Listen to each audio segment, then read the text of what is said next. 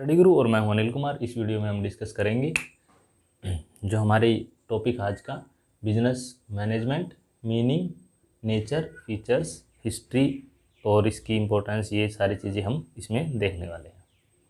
तो सबसे पहले अगर हम बात करें बिजनेस मैनेजमेंट की, तो बिजनेस मैनेजमेंट आपका दो वर्ड से मिलकर बना है, बिजनेस प्लस मैनेजमेंट। तो मैनेजमेंट भी इतना ही ओल्ड है जितनी आपकी सिविलाइजेशन ओल्ड है।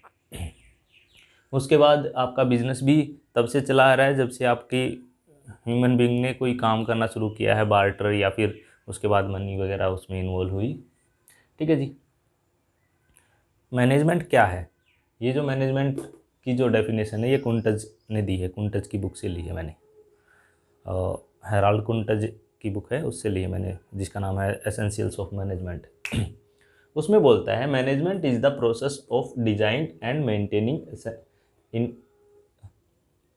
maintaining an environment, individual working together in groups efficiently accomplish selected aim। इसका मतलब ये है कि मैनेजमेंट एक प्रोसेस है। सबसे पहली बात है, मैनेजमेंट क्या है? आपकी एक प्रोसेस है। किस चीज़ की प्रोसेस है? वो जो इंडिविजुअल हैं वो इकट्ठा होके कोई एम, जो उनका एम है, उसको पूरा करते हैं। अब बात आती है आपकी एम क्या होगा। मैनेजमेंट के लिए ज़रूरी नहीं है कि आपका काम, कोई एक्टिविटी, कोई पैसा कमाने के लिए हो। मैनेजमेंट आपका हर जगह रिक्वायरमेंट है। मैनेजमेंट की आपकी घर में भी रिक्वायरमेंट है, मैनेजमेंट की आपकी रिक्वायरमेंट है आपके वर्किंग में। अगर आप स्टूडेंट है तो आपको मैनेजमेंट की रिक्वायरमेंट है, टीचर हैं तो मैनेजमेंट की रिक्वायरमेंट है, अगर आप और कहीं हैं, मैनेजमेंट आपको हर जगह मिलेगा। अगर कोई काम आपको अच्छे तरीके से करना है तो उसके लिए आपको मैनेजमेंट की ज़रूरत पड़ेगी। ठीक है जी। या तो इंडिविजुअल हो या फिर ग्रुप ऑफ इंडिविजुअल किसी एम को पूरा करने के लिए कोई काम करते हैं, इकट्ठे होते हैं, वो आपका मैनेजमेंट है। फिर आता है बिजनेस। बिजनेस क्या है? बिजनेस एक ह्यूमन एक्टिविटी है। बिजनेस क्या है? आपकी ह्यूमन एक्टिविटी है। कोई भी ह्यूमन एक्टिविटी क्या करेगी? वो जनरेटिंग वेल्थ।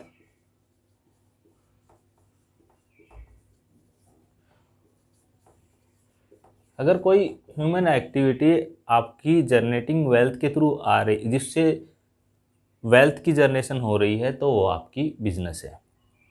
अगर आप कोई एक्टिविटी कर रहे हो, अगर आप कोई एक्टिविटी कर रहे हो उससे वेल्थ जनरेट नहीं हो रही है, तो वो आपका बिजनेस नहीं है। तो बिजनेस मैनेजमेंट की डेफिनेशन क्या बनी? कोई ऐसी एक्टिविटी आप करते हो जिससे वेल्थ की जनरेशन होती है, तो प्रोसेस के थ्रू उसे करोगे इकट्ठे होके, तो वो आपका, उसमें आपकी बिजनेस मैनेजमेंट की ज़रूरत पड़ेगी। अब हम बात कर लेते हैं थोड़ी सी हिस्ट्री की, कि आपका जो मैनेजमेंट है उसकी हिस्ट्री की बात कर लेते हैं, फिर बिजनेस की हिस्ट्री की बात कर लें। जो आपका मैनेजमेंट है इसकी जो हिस्ट्री है वो आपकी करीब करीब 10,000 साल पुरानी है। 10,000 साल पुरानी कहाँ से? जो सुमेरियन सभ्यता थी, जो सुमेरियन लोग थे, जो आज के दिन पे मॉडर्न इराक है, उन्होंने सबसे पहले मैनेजमेंट को महसूस किया कि भाई मैनेजमेंट की रिक्वायरमेंट है। ये कैसे पता चला कि उन्हें मैनेजमेंट की रिक्वायरमेंट है? उन्होंने सबसे पहले बार्टर सिस्टम, वहाँ पे बार्टर सिस्टम शुरू हुआ था। बार्टर सिस्टम क्या होता है? जब आप किसी को वस्तुएं देते हो, बदले में आप कोई दूसरी चीज़ लेते हो। तो उन्होंने सबसे पहले ये सिस्टम, मैनेजमेंट का सिस्टम अप्लाई किया था ग्रेन के लिए। ग्रेन्स जो होते हैं, फिर उन्होंने डिसाइड किया कि कुछ ग्रेन्स, फिर उनको बाद में इसमें ग्रेन्स में आपकी और चीज़ें भी ऐड हो गई, जैसे एनिमल्स, फिर इसमें ऐड हो गई मेटल्स, प्रीशियस मेटल्स। ठीक है जी। आज के टाइम पे हम देखते हैं जो प्रीशियस मेटल है आपकी गोल्ड है, प्लेटिनियम है। लेकिन पहले जो प्रीशियस मेटल होती थी 3,000 साल पहले, 4,000 साल पहले, तो उस टाइम पे आपकी प्रीशियस मेटल होती थी आयरन। आयरन गोल्ड और सिल्वर से और प्लेटिनियम से ज़्यादा प्रीशियस मानी जाती थी। इन्होंने क्या किया, जो सुमेरियन लोग थे, इन्होंने कुछ कोइन्स बनाए। कोइन बनाने का मतलब क्या है, इन्होंने कुछ कोइन, जैसे कोई पर्टिकुलर शेप्स के अलग अलग शेप के कोइन बना दिए इस तरह से, ठीक है जी, अलग अलग शेप के कोइन कोइन बना लिए। अब उन्होंने उस कोइन को पर्टिकुलर वैल्यू दी कि ये जो कोइन है 1 किलो गेहूं के लिए यूज़ होगा, ये जो कोइन है आधा किलो गेहूं के लिए यूज़ होगा, ये जो कोइन है 2 किलो गेहूं के लिए, मतलब इस तरह से इन्होंने उनको आइडेंटिफाई किया। फिर उनको लगा नहीं, ये तो फिर बात गड़बड़ होगी। फिर उन्होंने क्या किया, इन, क्योंकि मान लो ये तो इन्होंने गेहूं के लिए बनाया, अब उनको मान लो मक्का, बाजरा और कपास वपास जो चीज़ें और भी देनी है, तो फिर उन्होंने डिसाइड किया कि इनको कलर और दे देंगे, कि अगर ये रेड कलर का है तो गेहूं के लिए है, अगर ग्रीन कलर का है तो बाजरे के लिए है, अगर वाइट कलर का है तो इस तरह से इन्होंने मतलब कोडिफिकेशन किया इसका। फिर उन्हें लगा कि ये चीज़ें तो सूट नहीं कर रही, क्योंकि जो चीज़ें हैं वो बढ़ती गई। फिर उन्होंने जिस थैली में वो डाल रहे थे, जिस थैली के अंदर इसको डाल रहे थे, उसको भी कलर देना शुरू कर दिया। अगर इस थैली के अंदर ये कलर है तो इसके अंदर जो कॉइन भी होंगे तो वो इन इन चीज़ों के लिए यूज होंगे। मान लो इस ये थैली है रेड कलर की है, तो इसके अंदर जो कॉइन होंगे वो ग्रेन्स के लिए यूज होंगे, ठीक है जी। फिर उसके अंदर अलग अलग टाइप के कॉइन होंगे।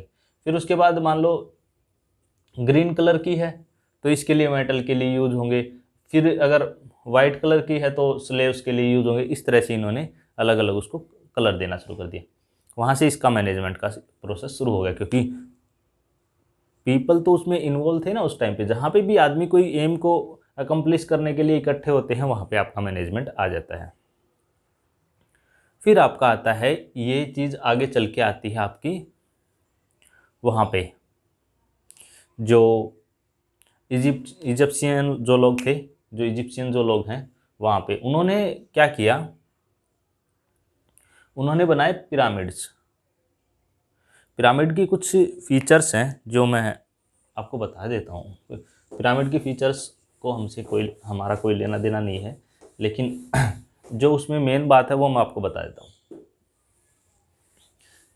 जो पिरामिड है आपके, एक तो उनके बारे में बहुत सी थ्योरीज हैं कि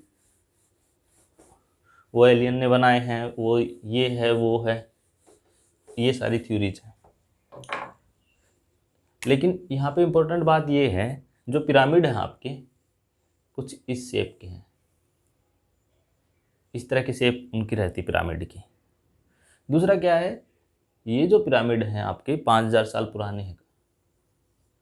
दूसरा, एक एक पिरामिड 10-10, उसमें जो पत्थर लगता है वो 10-10 हज़ार केजी का होता है। 10 हज़ार केजी का होता है एक एक पत्थर कम से कम। उस टाइम पे इतना हैवी पत्थर उठाना किसी आम आदमी के बस की बात नहीं थी, क्योंकि उस टाइम पे मशीनरी वगैरह कुछ थी नहीं। 10 हज़ार केजी का पत्थर उठाने के लिए बहुत लोगों की ज़रूरत पड़ती है। और ये जो पिरामिड है बहुत ऊंचे ऊंचे पिरामिड है। फिर इसके बाद बात आई, राजा थे वहाँ पे जिनका पिरामिड सबसे बड़ा है, खूफू। इनका जो पिरामिड बना था उसको बनाने के लिए 23 साल लगे थे, ठीक है जी। इनको ये जो ग्रेट पिरामिड है उसको 20,000 लोगों ने बनाया था। तो यहाँ पे मैनेजमेंट की सबसे पहले ज़रूरत आती है। कुछ चीज़ें जो इस पिरामिड्स के बारे में बताई जाती है मैं आपको बता देता हूँ। एक, ये अर्थ के सेंटर में है। अगर आप अर्थ का सेंटर निकालोगे तो ये अर्थ के सेंटर पे है पिरामिड्स। आज के टाइम पे थोड़ा बहुत 4000 साल में अर्थ थोड़ी बहुत इधर उधर हुई है, तो मतलब 100-200 मीटर इधर उधर हो गई है ज़्यादा से ज़्यादा बस, लेकिन ये अर्थ के सेंटर में है। तो ये माना जा रहा है कि उस टाइम पे लोगों को इतनी साइंटिफिक नॉलेज कैसे हो सकती है 5000 साल पहले, कि उन्हें अर्थ का सेंटर पता हो कि अर्थ का सेंटर ये है। दूसरा, यहाँ पे ये जो पिरामिड हैं यहाँ पे ममीज़ रखी जाती हैं। ममीज़ जो हम मम्मी मूवी वगैरह में देखते हैं, वो ममीज़ उन लोगों को किस तरह से पता चला कि लोगों को इस तरह से सेव करके रखा जा सकता है इतने सालों के बाद। जैसे अब आज के टाइम पे हम वहाँ पे वेकेशंस वगैरह करते हैं तो उनमें से ममीज़ वगैरह निकल के आती हैं। उनके बारे में फिर डिफरेंट थ्योरीज हम मैनेजमेंट की बात करते हैं। तो मैनेजमेंट में इसमें क्या था, यहाँ पे ये जो पिरामिड्स बनाए थे तो इसमें सबसे पहले बनाया था ये 23 साल इसको बनाने में लगे थे, 20,000 लोग लगे थे। इसके जो पत्थर हैं वो नदी के थ्रू लेके आए गए थे, तो वहाँ पे कोई पत्थर वगैरह ऐसे हैं नहीं जहाँ पे ये बन रखे हैं, वो तो रेगिस्तान है पूरा का पूरा। नाइल नदी के पास में ये बना रखे हैं। तो अब इसमें आती है बात आपकी, सबसे पहले मैनेजमेंट की जो ज़रूरत पड़ी इन लोगों को पड़ी, क्योंकि 20,000 लोगों को मैनेज करना था, फिर 23 साल तक मैनेज करना है, फिर और राजाओं ने आके अपने अलग से पिरामिड बनाए, तो यहाँ पे भी मैनेजमेंट की रिक्वायरमेंट आती है। ठीक है जी, थोड़ा सा और हम इसको डेप्थ में देखते हैं।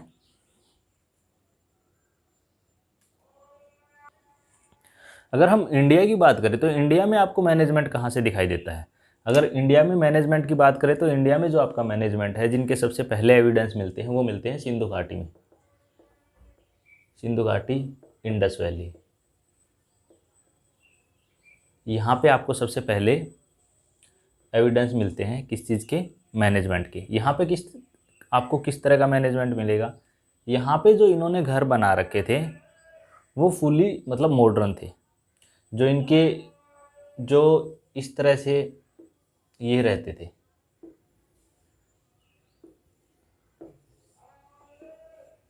ये इनकी टाउन प्लानिंग थी। ये टाउन प्लानिंग का मतलब क्या है? ये यहाँ पे आपकी जो दिशाएं रहती हैं उस हिसाब से उन्होंने टाउन प्लानिंग कर रखी थी।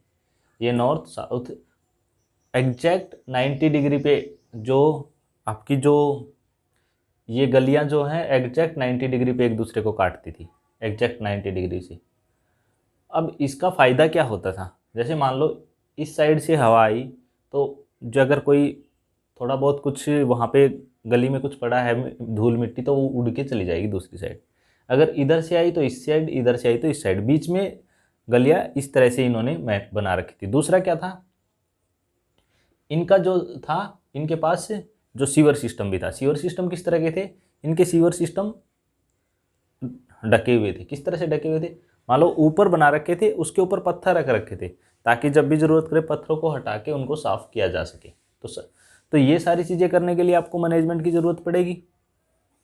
अब ये इंडस वैली के जो लोग रहते थे उन्होंने ये बनाया।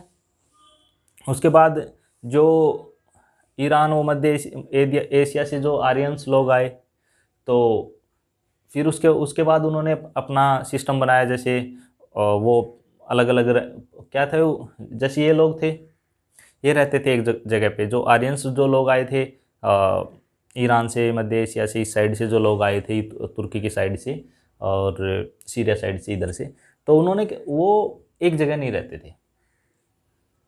एक जगह नहीं रहते थे, वो क्या करते थे, वो आएंगे आपके साथ मतलब अपने साथ वो लेके आएंगे, मतलब घोड़े वगैरह लेके आएंगे और फिर पशु वगैरह लेके आएंगे। वो पशु मतलब बेसिकली वो उनका काम यही था, वो अस्थायी काम करते थे। फिर इन्होंने क्या किया, यहाँ के जो लोग थे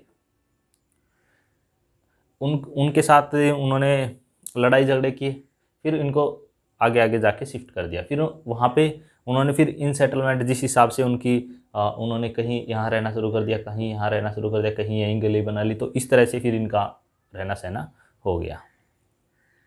अब फिर तो हमारे यहाँ पे सबसे पहले कब मिलता है इसका जिक्र मैनेजमेंट का इंडिया में?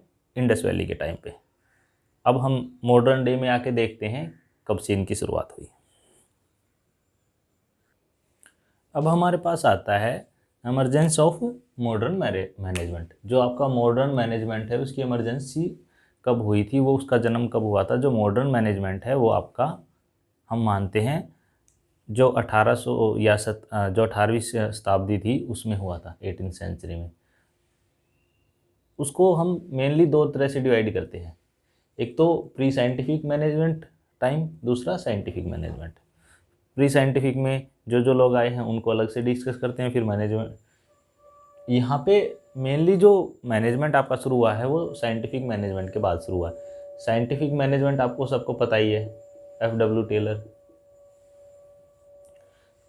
अभी सिर्फ मैं आपको आइडिया दे रहा हूँ, बाकी आगे चल के जब प्रिंसिपल और फंक्शन करेंगे तब हम इन सबको एक एक को डिटेल में डिस्कस करेंगे। फिर आता है हमारे पास operation management, modern operational management theory. Modern operational management theory किसने दी थी आपकी? हेनरी फ्यूल ने।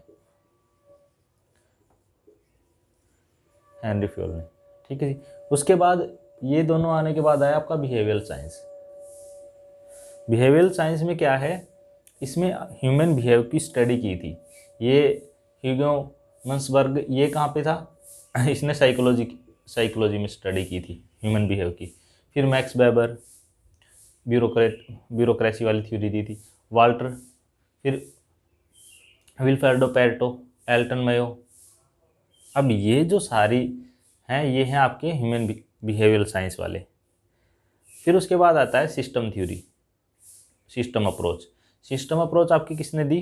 चेस्टर बर्नार्ड ने।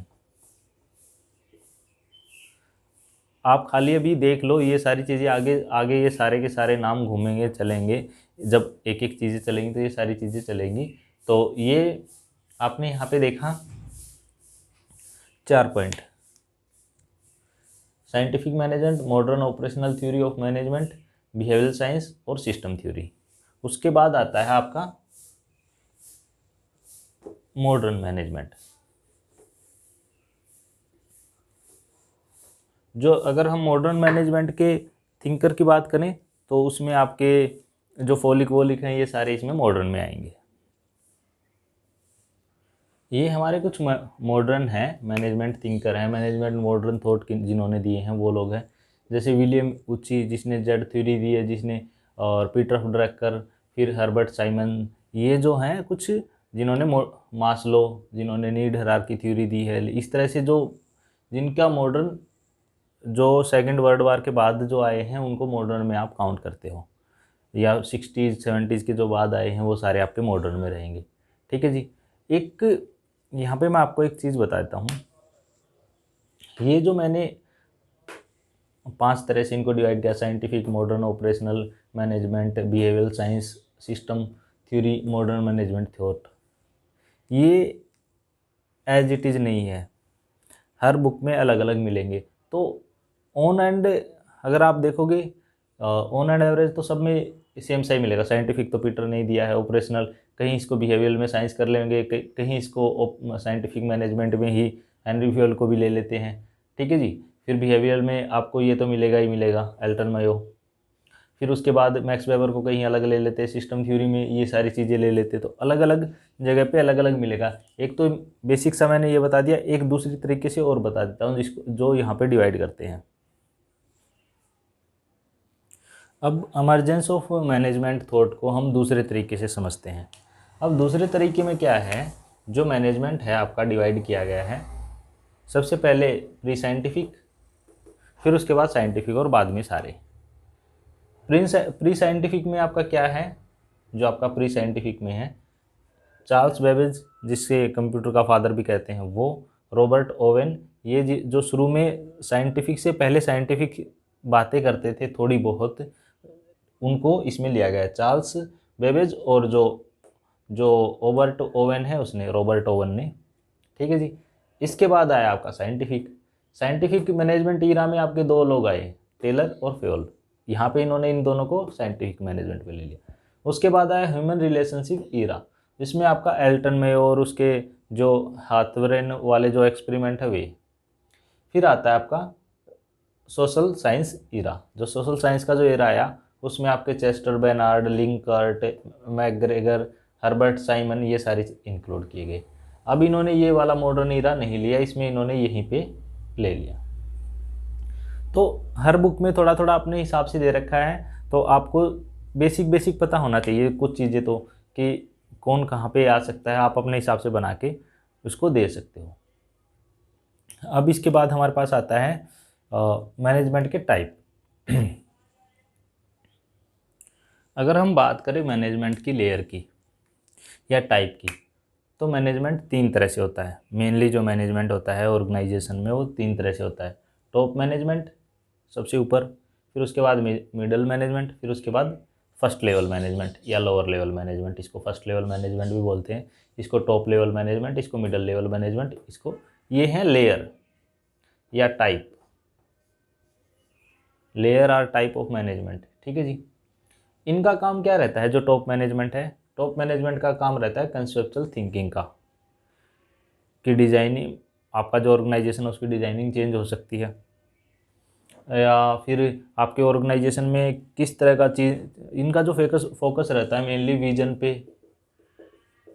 एम पे, लॉन्ग टर्म गोल पे इनका फोकस रहता है। ठीक है जी। फिर आता है जो middle level management. Middle level का जो मैनेजमेंट है, इनका जो फोकस रहता है,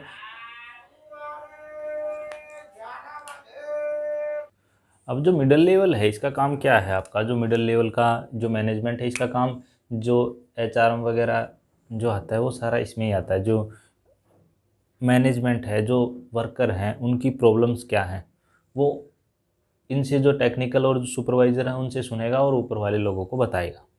ये इनके बीच में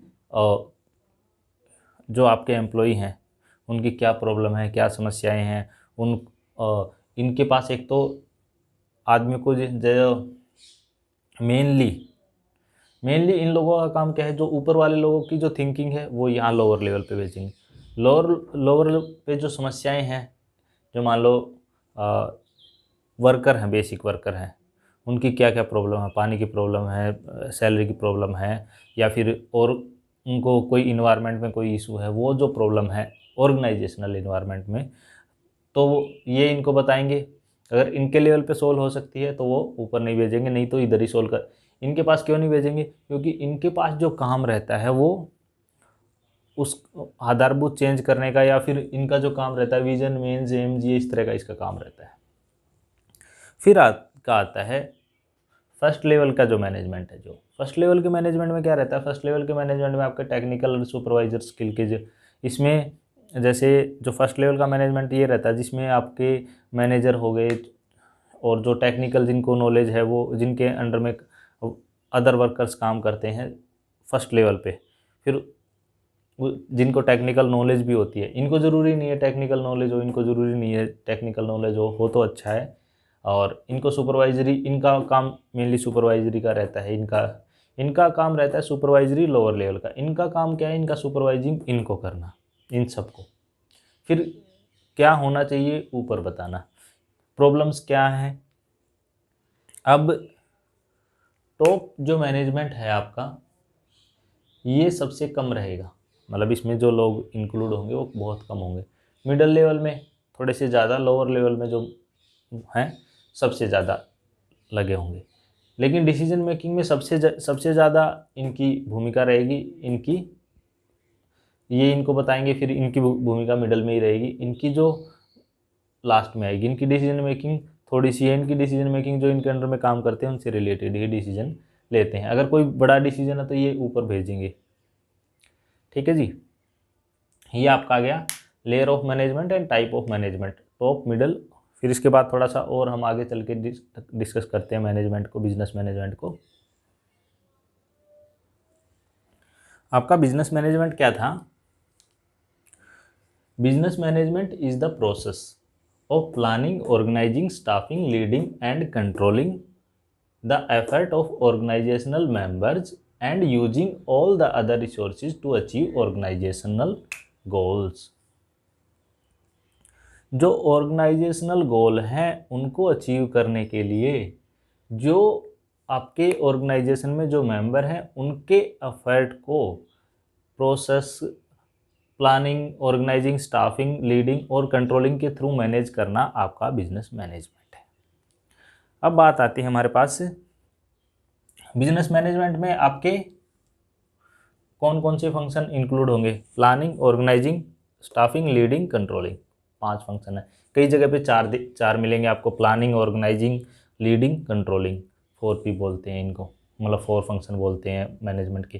कई जगह 5 मिलेंगे, कई जगह 6 मिलेंगे, लेकिन आपको अपनी सुविधा से देख लेना।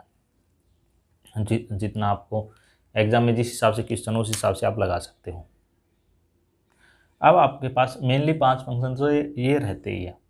कई जगह आपको 8 भी मिलेंगे जिसमें मोटिवेशन, लीडिंग और ये सारी चीज़ें भी डाल देते हैं वो। अब नेचर की बात आती है, जो मैनेजमेंट है उसके नेचर में क्या क्या इंक्लूड है। एक तो बिजनेस मैनेजमेंट आपका जो है आर्ट है,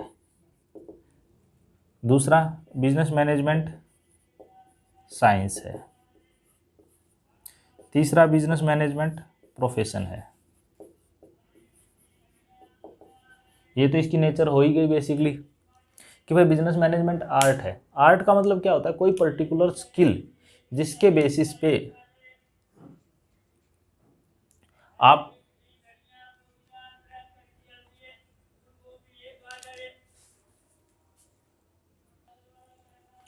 आर्ट क्या है, आर्ट कोई पर्टिकुलर नॉलेज है या फिर मतलब पर्टिकुलर स्किल है जो आप अर्न करते हो।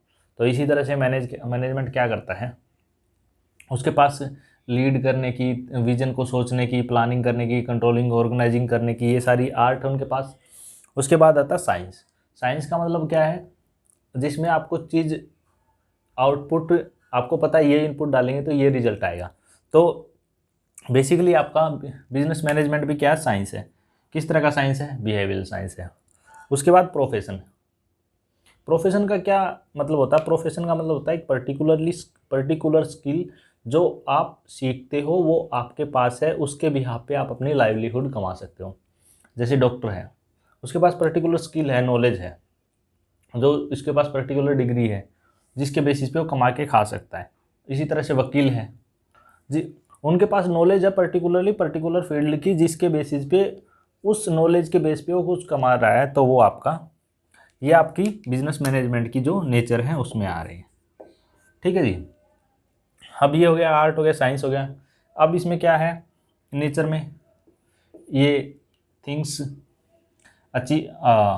Help in achieving goal of organisation, ये आ जाएगा। Work done through by others, ये सारे इसकी नेचर में आएंगे। अब बात करते हैं मैनेजमेंट की फीचर।